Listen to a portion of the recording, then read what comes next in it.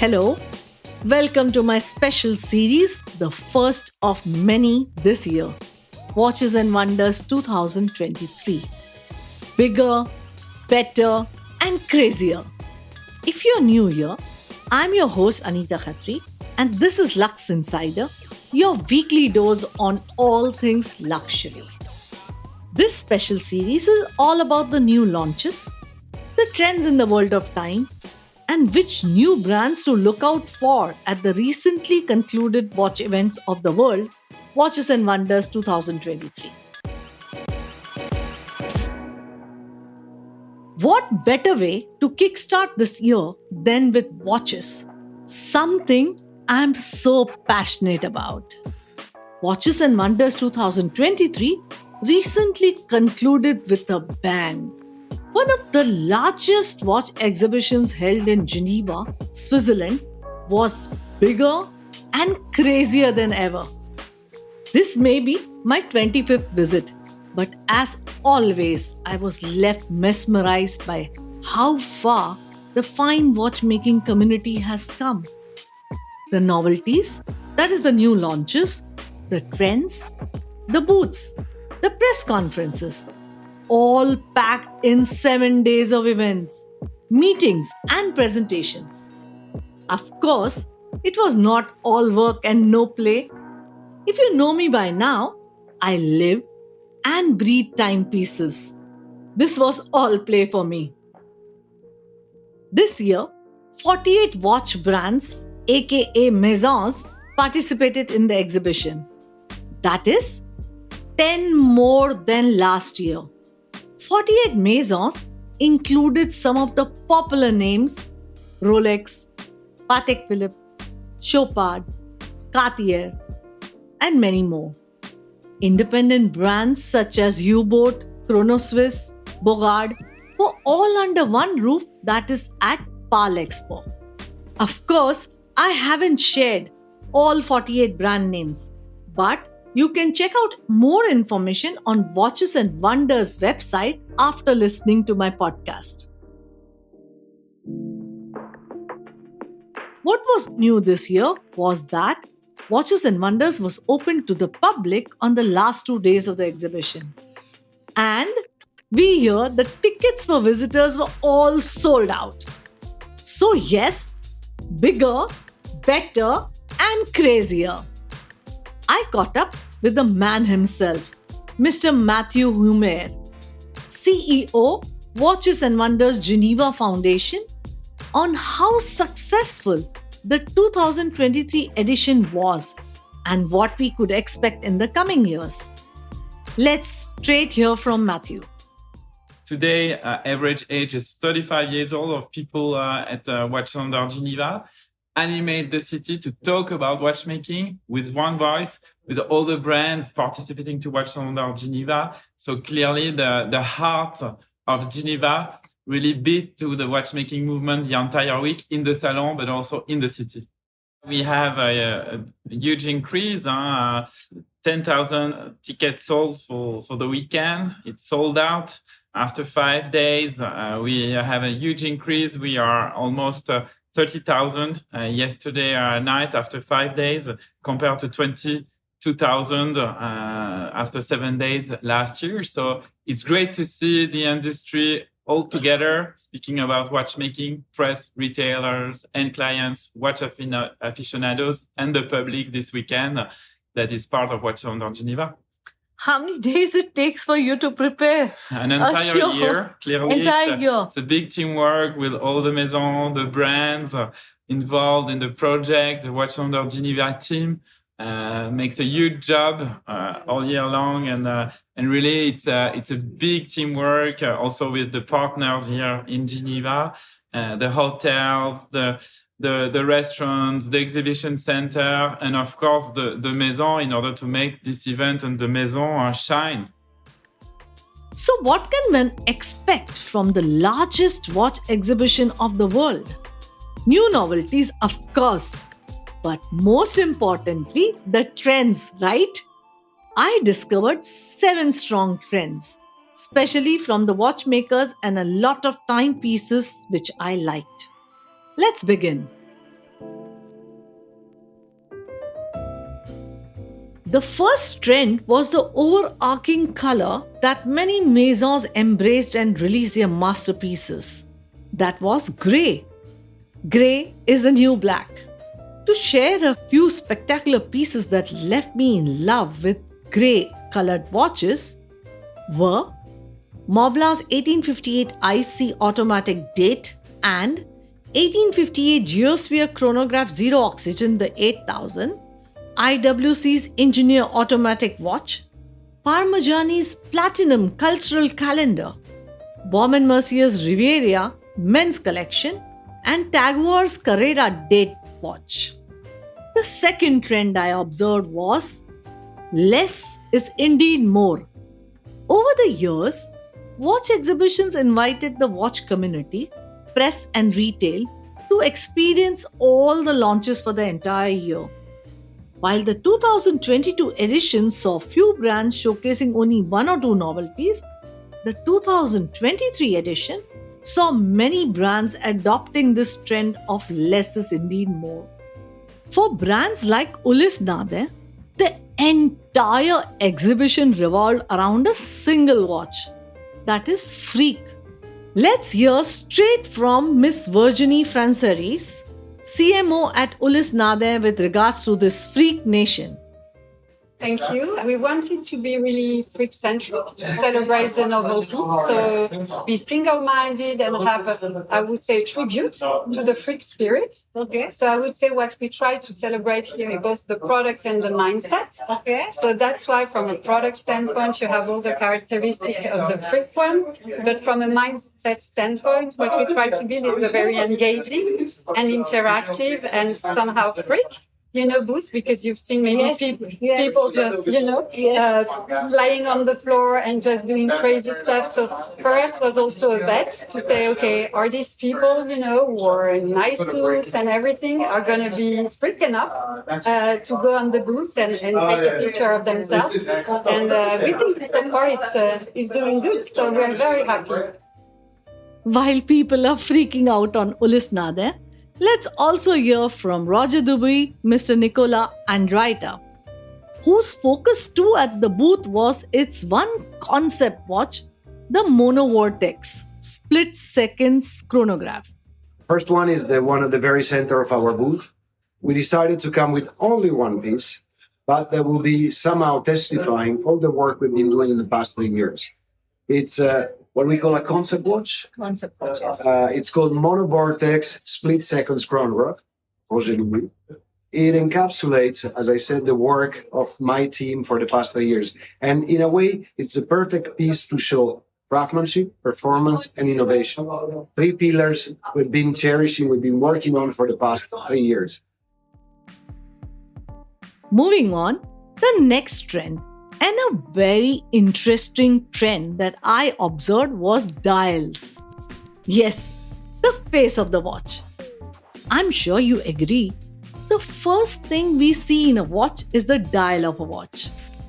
This time, the dials did the talking for many brands. Instead of a serene plain watch face, I saw brands introducing mesmerizing patterns, techniques, enameling motifs to the dials of the latest launches. Dials have been historically loved by watchmakers for introducing new techniques and craftsmanship. From Grand Fou style works at Patek Philippe to textured grey glacier pattern dials at Montblanc, texture is in on the dials. Grand Fou technique allows building up different layers on the dials of the watch. Due to this, each layer has to sit beautifully to finally have a smooth enameling of the dial. Of course, I am unable to explain more about this, but one can imagine that with this technique, literally every dial becomes a unique piece. I caught up with Mr. Nicolas Bareschi, CEO, Montblanc, at the exhibition, and here is the story of the Glacier Dial. This Glacier Dial is the highlight of the watch.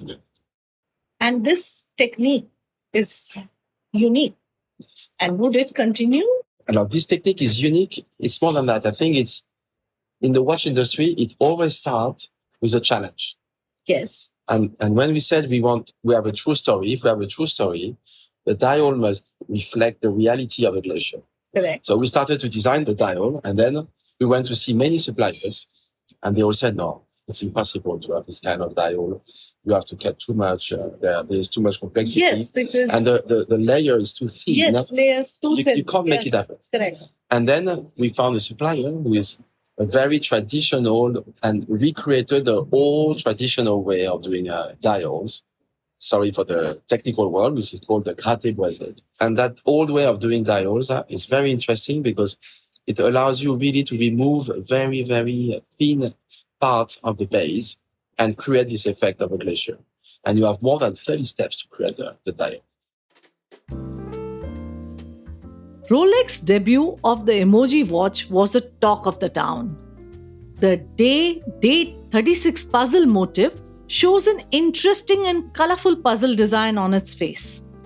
At 12 o'clock, it replaces the days of the week with the words happy, eternity, gratitude, peace, faith, love, and hope. And 3 o'clock, you get a selection of emojis depending on the day of the month. I also had the chance to experience live guilloche engraving on the dial at the Chrono Swiss booth, where the craftsman mentioned he can only work on 3 dials per day. Can you imagine the time, minute detailing, and the fine craftsmanship it takes to achieve this level of perfection? Genderless booth also did not fail to impress me with their hand enameling and engraving booths. Dials are truly the new medium for innovation and creation. IWC introduced a grid dial in their latest engineer automatic 40mm timepiece.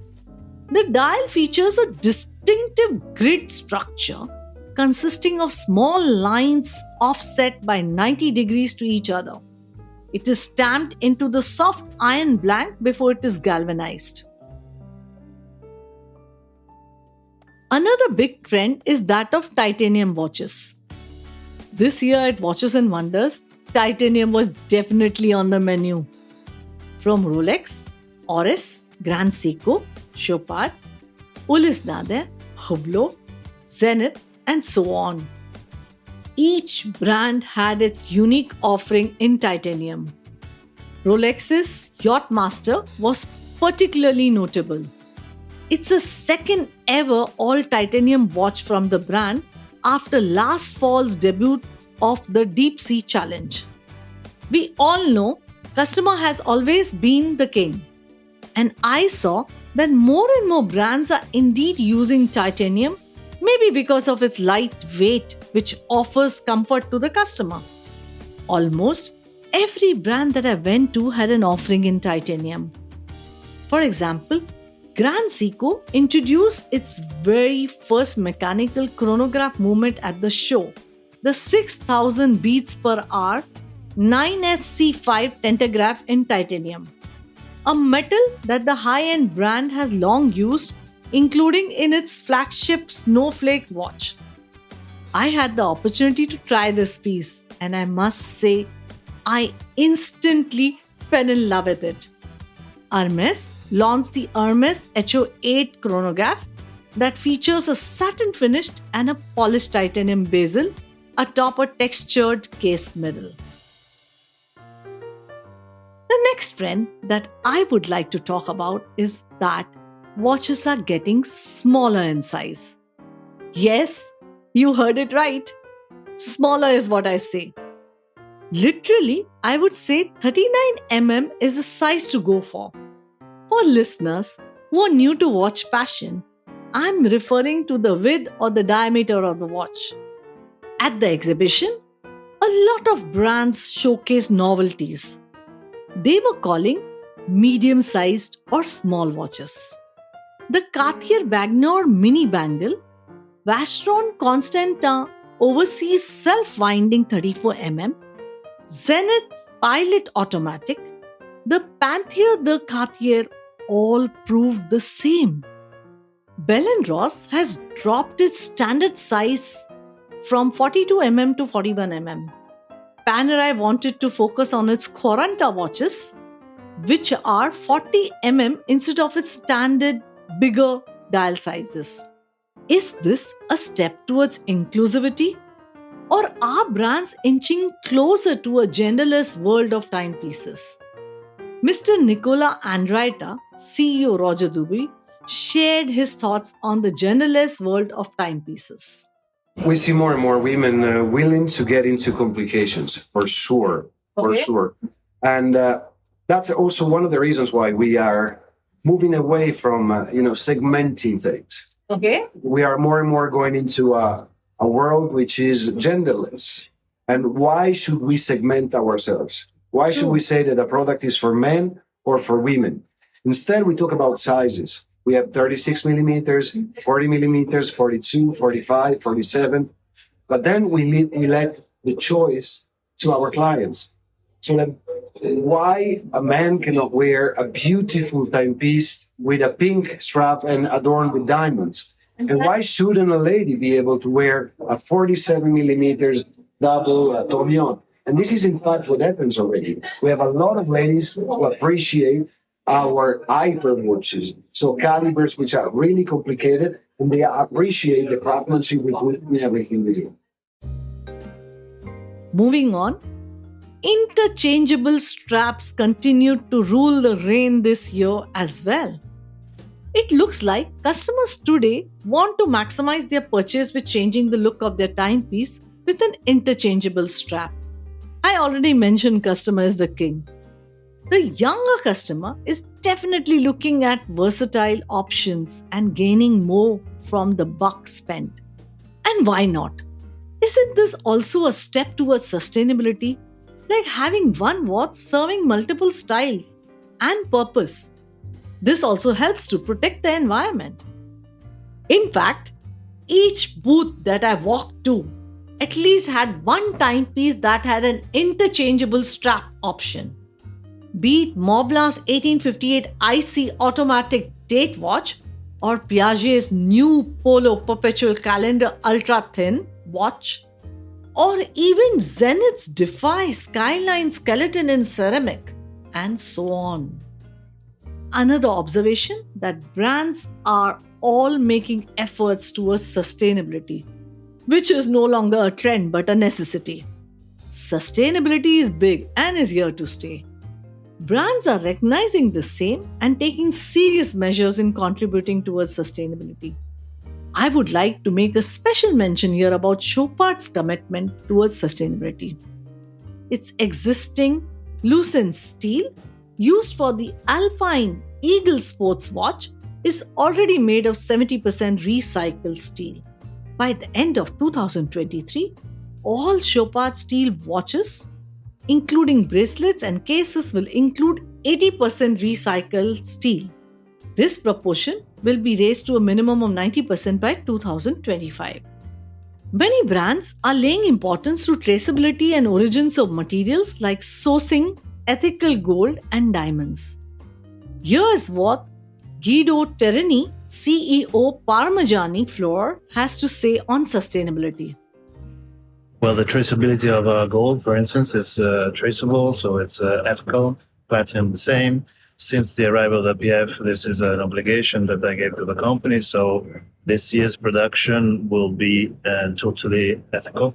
And this is important. And it's something that you have to do. You have to comply because it's like quality in the 90s. At a certain point, it is a must and people give it for granted. And it has to be, you have to be compliant to that. So the traceability of our metals is for sure important. Of course, the watches per se, the mechanical watch is the most sustainable, even in a smartwatch, which is even worse because you have batteries, you have chargers, you have obsolescence now, so you have different models that expire after a couple of years. So you have a different approach. And there are two businesses that are not interacting with each other because they're two parallel businesses. So, but who is into mechanical watches?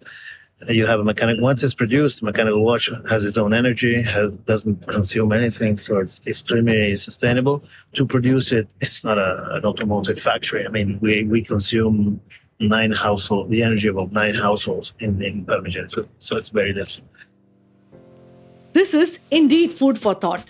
that a mechanical watch is so much more sustainable than a quartz or a smartwatch. I'm impressed by the total energy consumed by the atelier at Parmigiani. It gets me thinking about the energy we single-handedly consume in our daily lives.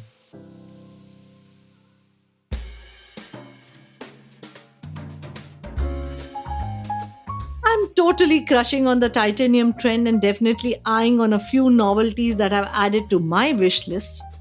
Whether I end up buying or no, that's the secret.